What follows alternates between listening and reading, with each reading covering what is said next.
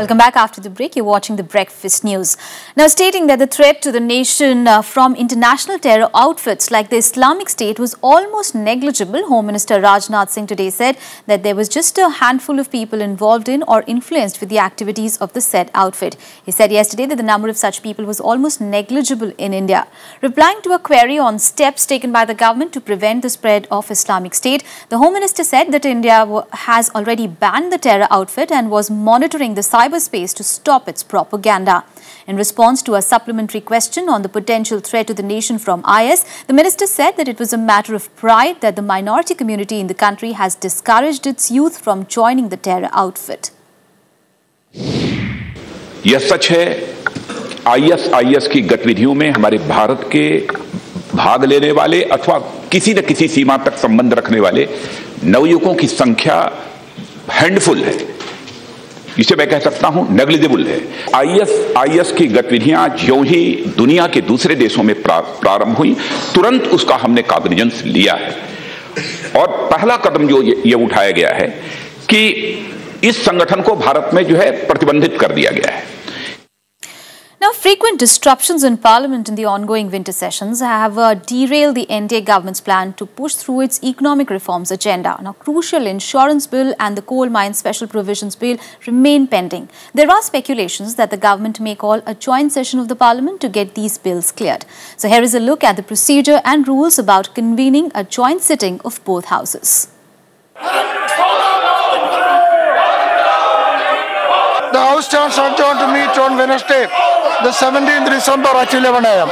One more day lost due to disruption in the upper house. With 5 more scheduled sittings left in this session, there's no sign of a truce between government and opposition. Many important bills are pending approval from the upper house. Speculations are rife that government is mulling over the option of convening a joint sitting of both the houses to push through its economic reforms agenda. However, procedure involved for such a session has some prerequisites. Article 108(1) of the Constitution permits the joint sitting of both houses if a bill has been rejected by the other house after being passed by one house, or the houses have finally disagreed on the amendments to be made in a bill, or more than 6 months have passed since the date of reception of the bill by the other house without the bill being passed by it. Perhaps sensing the government's mood, the opposition parties have also rejected the idea. Any bill should be passed in either of the house. Unless it is passed in either of the house, the question of convening joint session to pass that bill is not permissible under the rules. It is the primary responsibility of the government to ensure the smooth functioning of the house. I do not foresee any possibility of a joint session. However, if a joint session happens, it will only be the 4th in India's parliamentary history. There have been 3 joint sessions of parliament in the past. In 1961 for the Dowry Prohibition Act, in 1978 for the Banking Service Commission Repeal Bill, and in 2002 for the Prevention of Terrorism Act. Vishal Daya's report for Rajya Sabha TV. And in other news, Tuesday's market benchmark BSE Sensex tanked over to 538 points in its worst single-day drop this year to slip below the 27,000 mark. The widened Nifty crashed below the 8,100 level. Domestic concerns like widening trade deficit and free fall of the rupee also added to the worries of foreign institutional investors who booked a profit across sectors. Although the fall in the oil prices has raised worries about the global economy, it has helped to lower the cost of imports. Now, analysts are hopeful the Indian economy will improve on the back of reforms expected from the Narendra Modi government. The BSE Sensex ended 1.97% lower at 26,781.44, its lowest close since October 27, while Nifty closed down 1.85% lower at 8,067.60.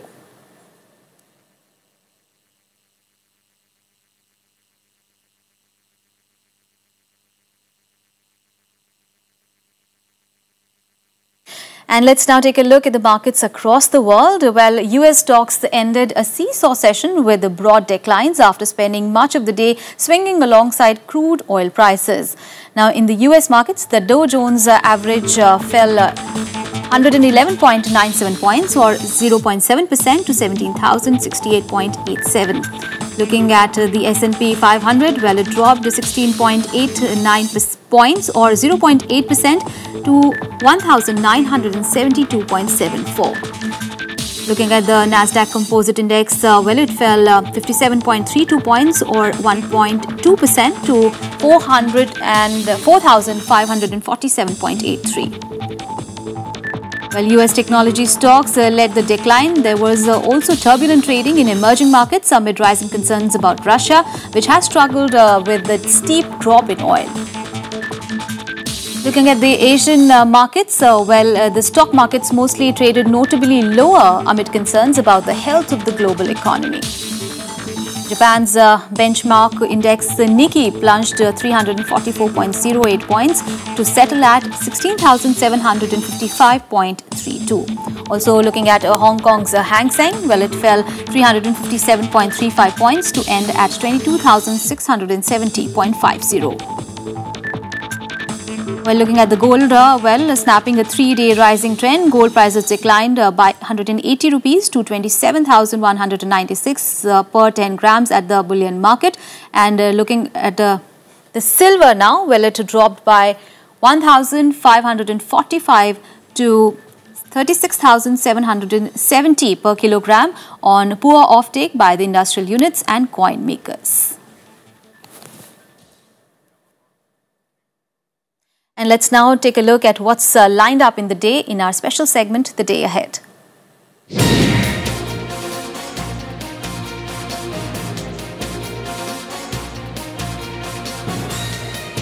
The Union Cabinet is slated to meet in the evening today. Among the main decisions expected are a go-ahead to the Goods and Services Tax Bill. On Monday, Finance Minister Arun Jaitley managed to forge consensus with state governments on the bill after agreeing to keep petroleum out of its ambit. Well, the 24-hour countdown for the GSLV Mark III is scheduled to start at 8:30 a.m. at Sriharikota. Well, India has made an experimental launch of the latest generation vehicle. GSLV Mark III will carry out the crew module atmospheric re-entry experiment on 18th of December. The 630-ton will carry the 3.65-ton crew module, which is in line with the ISRO's efforts to send eventually astronauts into the space. The successful launch of the 42.4-meter tall GSLV Mark III will also help it to place heavier satellites into the orbit. The Supreme Court will hear the IPL spot fixing case. The court has sought a list of administrators and players with commercial interests in the IPL and the Champions League T20. US Federal Reserve Board Chairwoman Janet Yellen is expected to hold a news conference. Observers expect Yellen to be questioned about the likelihood of raising interest rates next year. Since the last time she faced the press, crude oil futures have fallen, the Russian ruble has tumbled, and also the jobs growth numbers have accelerated. In sports, World Super Series final badminton will be played in Dubai. India's Saina Nehwal and K. Srikanth are leading the Indian contest. And in Cairo at this World Squash Championship, world number 16, Deepika Pallikal and Joshna Chinnappa will put up the fight for India.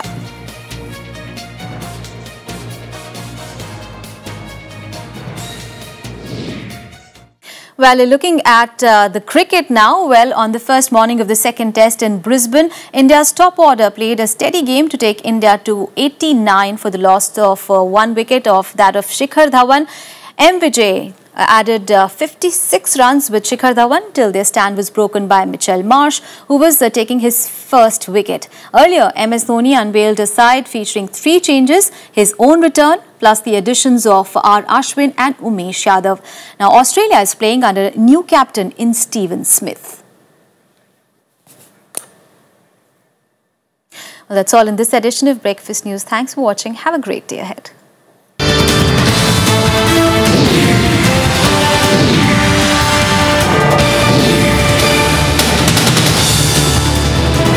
Hello and welcome. You're watching the Breakfast News with me, Aishwarya Kapoor. Let us begin by taking a look at the headlines. 3-day national mourning for children killed in Taliban terror attack. Pakistan responds with punitive airstrikes in Khyber region. Prime Minister Modi leads world community in condemning the barbaric attack. Leaders pledge support to Pakistan in its hour of grief. Union Cabinet scheduled to meet today. Green signal to Goods and Services Bill expected. 124-hour countdown for ISRO's GSLV Mark III to start in a short while from now. Mission carries a 3.65-ton crew module. Our top story: burials are taking place amid mourning and anger in Peshawar after the deadly school siege that left 132 children dead. Pakistan responded to the massacre by carrying out at least 10 airstrikes in the Khyber region, an offensive which Pak military says has killed over 1,500 Taliban fighters. Here is more.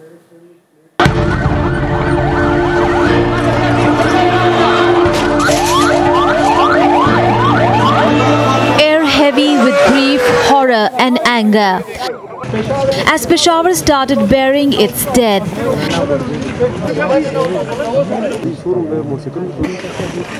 Several other parents were praying for the well-being of their children, fighting for their lives in hospitals.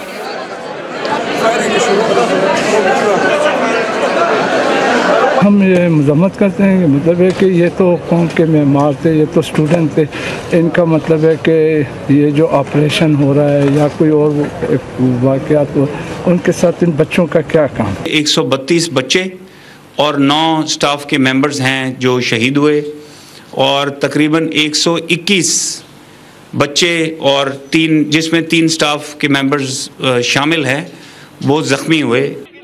Prime Minister Nawaz Sharif declared 3 days of mourning. Pakistani army responded to the incident, launching massive airstrikes against the Taliban militants at its border region strongholds in retaliation. Military spokesman Asim Bajwa announced in a tweet that 10 airstrikes had been carried out in the Khyber region, along with other action taken, as yet unspecified.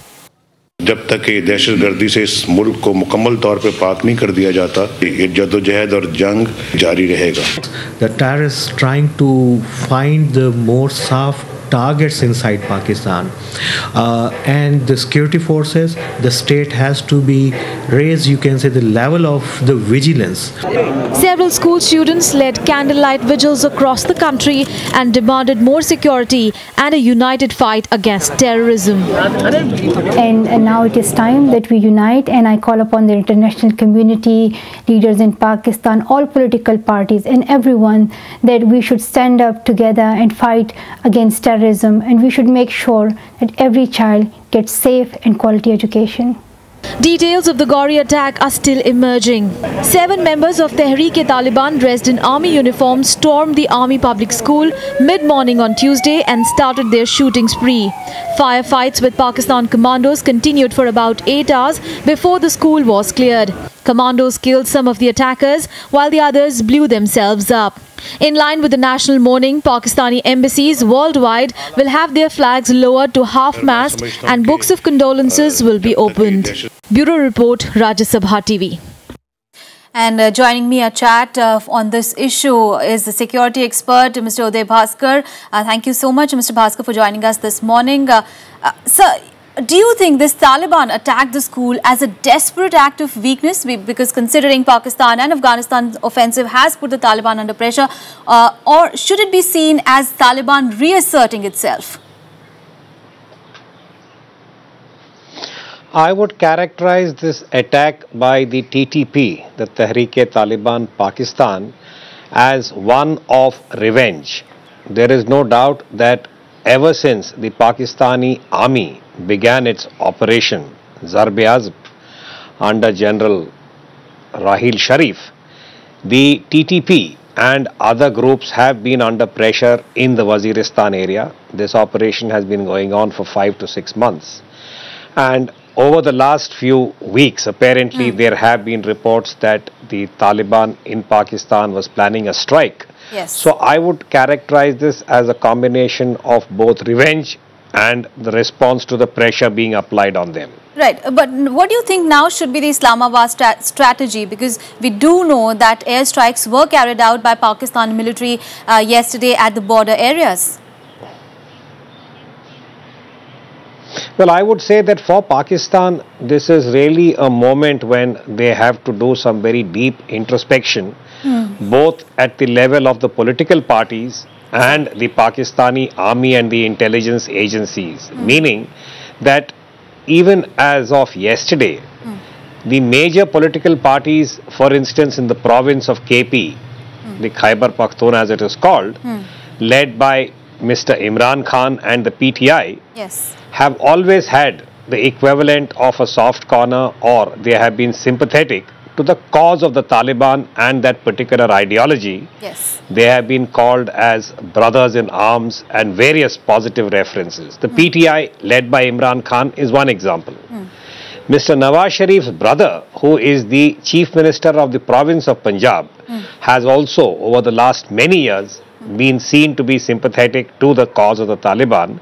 So much so, he is supposed to have struck a deal and said that you should not attack anybody in the province of Punjab because ideologically we share your objectives. Then at the national level, even when General Rahil Sharif wanted to carry out a very, very firm military operation against all terrorists, you could see that the political parties in Pakistan were not totally on board. So I would suggest that perhaps first of all there has to be a consensus that no political party in Pakistan will support these groups. But that to me, even as we speak, seems unlikely because of what we saw on the 4th of December when it came to Hafiz Saeed and the manner in which the Pakistani state and the army to an extent had enabled the rally of the Jamaat-ud-Dawa. So that's one contradiction. The second is the Pakistan army itself, which for the last 30 years has been following this policy of nurturing certain groups as part of the strategic depth, whether it's in relation to India or Afghanistan. Now they also have to do a very, very deep review about can you have the equivalent of a good terrorist group supported and nurtured by the Pakistan army and the deep state as they call it, and can you have these bad terrorists and groups like the TTP, the Tehreek-e-Taliban Pakistan, which can be attacked. So I see this as a very major challenge and a contradiction in the internal polity of Pakistan. Right. What you're essentially saying is that Pakistan needs to get this point across that there's nothing called a good Taliban and a bad Taliban, isn't it? Or a good terrorist and a bad terrorist, because many of these groups have been indulging in wanton terrorism, and as I said, it is a very, very tragic, unfortunate incident.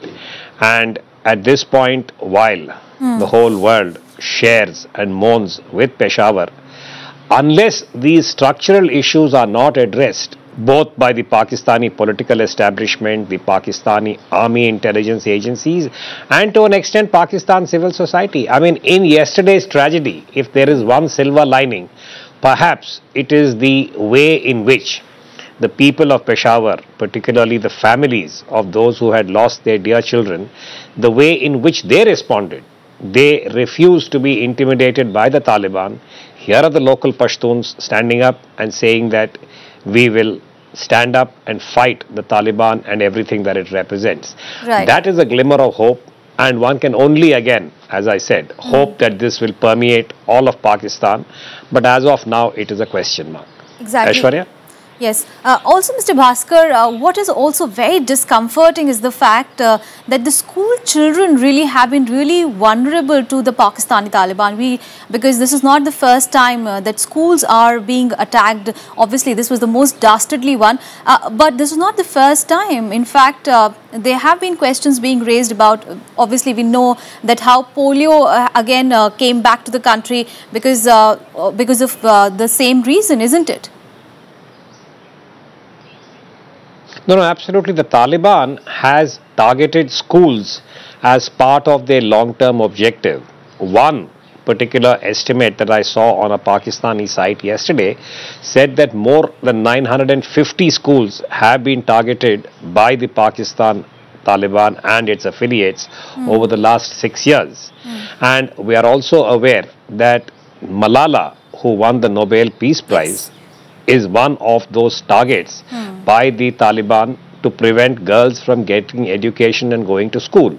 So you do see this particular pattern where the Taliban has targeted schools, and as you rightly observed, what happened in Peshawar on December 16th yesterday is perhaps the most dastardly, but it is not the first. And this is where I think, civil society in Pakistan really has to take an internal call about what kind of a collective front they will present. Now it's very sad. As of yesterday, as I said, before this particular attack, even Malala was not safe when she announced that she will try and come back to Pakistan in July. The Taliban put out a threat without any hesitation, and nobody in Pakistan was able to either prevent or denounce what had happened. So this is what I mean by the internal contradiction that Pakistan has to face. And I think that's going to be a very serious challenge. Exactly, a big challenge really for Pakistan, not only in fact Pakistan, but the world over. Thank you so much, Mr. Bhaskar, for joining us for a chat this morning and sharing your perspective on the issue. Meanwhile, thousands of Indians are sending messages of support to Pakistan in the wake of the Taliban school massacre in Peshawar, even as security has been put on alert in cities, including the national capital. Terror attack in Peshawar, Defence Minister Manohar Parrikar sounded a note of warning, saying India needs to remain vigilant. Even if it is enemy, children should be kept out of this, but you can't tell that to people who don't have that sense. It's very bad what has happened, but we have to be alert. We'll check up from our side, whatever tightening we can do, we'll do. But though that kind of situation does not exist in India, basically. Political leaders joined the government in terming the incident a crime against humanity. Now we must be alert. And whatever has happened in Pakistan, it is a, I can say, inhuman thing. It's a terribly tragic development, and I must say that for me as a father, my heart bleeds for the parents who have sent their children to school hoping to improve their futures, and now their futures are gone at the hands of these crazy fanatics. I really would urge the people of Pakistan to wake up to the monster they have created in their midst. The government of India strongly condemns this barbaric crime against humanity. Our prayers are with the families and loved ones of all those who have lost their lives or were injured in this barbaric incident. Nobel Peace Prize winner Kailash Satyarthi called the Taliban massacre inhuman. 105 बच्चे हलाक कर दिए गए, उनको में से 84-85 बच्चों को एक लाइन में खड़े करके गोली मार दी गई. Muslim clerics in India denounced the attack and said it was time Pakistan took action against militancy. बहुत ही हाई टाइम है पाकिस्तान के लिए भी कि वो अपनी पॉलिसीज पर नसरसानी करे कि जो उसने कुछ आतंकी संगठनें अपने यहाँ बना रखी हैं हिंदुस्तान को नुकसान पहुँचाने के लिए, अब वही ऑर्गेनाइजेशंस अपने घर को तबाह करने में लगी हुई हैं, तो उनके खिलाफ जब तक पाकिस्तान खुद सख्त कदम नहीं उठाएगा तब तक खुदा न खास्ता इस किस्म के वाक़यात होते रहेंगे जो इंसानियत के लिए बहुत ही ज़्यादा अफसोसनाक है. Security experts called it an illustration of the manner in which Pakistan's internal security had deteriorated. Consequently, this is not an exceptional incident. The exception that you might see is that children have been targeted, a school has been targeted. Even here, this is not an exception. The Tehreek-e-Taliban Pakistan and the extremists, Islamistic extremists, make no distinction, do not discriminate in favor of women and children. They have targeted everybody. The terror incident carried out by Taliban terrorists is the single worst attack in Pakistan's history. It is also being called one of the most brutal assaults on a school anywhere. Bureau Report, Rajya Sabha TV. And also, world leaders condemned the attack by the Pakistani Taliban. Here are some of the reactions coming across the globe.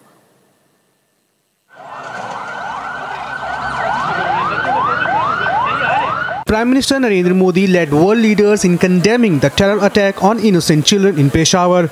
Modi said, and I quote, "The savage killing of innocent children who are the epitome of the finest human values in a temple of learning was not only an attack against Pakistan but an assault against all of humanity." Modi also expressed India's support to Pakistan in its hour of grief. UN Secretary Ban Ki-moon said the hurts of the world go out to the parents and families who lost their loved ones. No cause can justify such a brutality. No grievance can excuse such horror.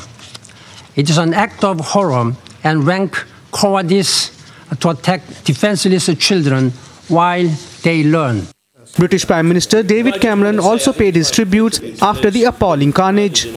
The scale of what has happened in Pakistan, I think, just simply defies belief. It is a dark, dark day for humanity when something on this scale happens with no justification. There's not a belief system in the world that can justify this sort of appalling act. Expressing horror at the incident, US Secretary of State John Kerry said the US will assist Pakistan in every way possible. The news of the brazen murder of more than 120 innocent students in Peshawar is devastating. And as a father, I know exactly how hard it is when you send kids out of the house into the world, to school or anywhere, and particularly in today's world. Mothers and fathers send their kids to school to learn and to be safe and to dream and to find opportunity. Turkey declared a day of national mourning and ordered flags to be lowered to half-mast in solidarity with Pakistan. Ben bütün milletimiz adına, dost ve kardeş Pakistan halkına bir kez daha taziyelerimi sunuyorum ve bu saldırıyı gerçekleştiren, bu barbarca saldırıyı gerçekleştirenlere bir kez daha en şiddetli şekilde kınıyorum. China's permanent representative to the United Nations, Liu Ji, said his country will stand by Pakistan in its fight against terrorism. 中方反对一切形式的恐怖主义，将继续坚定支持巴基斯坦政府和人民为打击恐怖主义、维护国家稳定和人民安全所做出的不懈努力。 Even the Afghanistan Taliban condemned the unprecedented attack on children by the terrorists in Pakistan. Bureau Report, Rajya TV. Well, we'll take a very short break here. Coming up ahead, Home Minister Rajnath Singh says threat of Islamic State negligible in India. That and much more after a short break.